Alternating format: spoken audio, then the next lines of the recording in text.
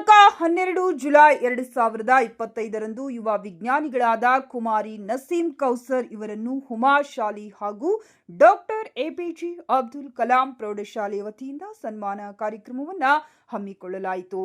ಶಾಲಾ ಅಧ್ಯಕ್ಷರಾದ ಶಾಹೀನ್ ಕೌಸರ್, ಆಡಳಿತ ಸಮಿತಿ ಸದಸ್ಯರಾದ ಜುನೈದ್ ಅಖ್ತರ್, ಸೈಫ್ ಆಫ್ರೀನ್ ಕೌಸರ್ ಹಾಗೂ ವಿಭಾಗದ ಮುಖ್ಯಸ್ಥರಾದ ರೆಹಮತ್, ವಿಮಾಲಾಕ್ಷಿ, ಚಂದ್ರಿಕಾ, ಕಾವ್ಯ ಇನ್ನಿತರರು ಉಪಸ್ಥಿತರಿದ್ದರು. ಕುಮಾರಿ ನಸೀಂ ಕೌಸರ್ ಅವರು ತನ್ನ ಪ್ರಾಥಮಿಕ ವಿದ್ಯಾಭ್ಯಾಸ ಹಾಗೂ ಕೇವಲ 3 ವರ್ಷದಲ್ಲಿ PhD ಮಾಡಿದ ಬಗ್ಗೆ ಅನುಭವ ಹಾಗೂ ಅವರ ಸಾಧನೆಗಳ ಬಗ್ಗೆ ಮಕ್ಕಳಿಗೆ ತಿಳಿಸಿದರು ಹಾಗೂ ಹೆಣ್ಣು ಮಕ್ಕಳಿಗೆ ವಿಶೇಷವಾಗಿ ಸ್ವಾವಲಂಬಿಯಾಗಿ ಹಾಗೂ ಹೆಚ್ಚಿನ ವಿದ್ಯಾಭ್ಯಾಸವನ್ನ ಮಾಡಲು ಕರೆ ನೀಡಿದರು.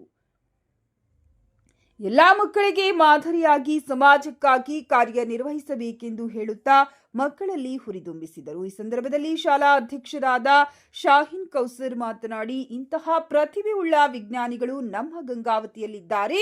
ಇದು ನಮ್ಮ ಗಂಗಾವತಿಗೆ ಹೆಮ್ಮೆಯ ವಿಷಯವಾಗಿದ್ದು ಮುಂದೆ ಇವರಿಗೆ ಉತ್ತಮ ಹಾಗೂ ನೊಬೆಲ್ ಪುರಸ್ಕಾರ ಸಿಗಲಿ ಎಂದು ಶುಭ ಹಾರೈಸಿದರು.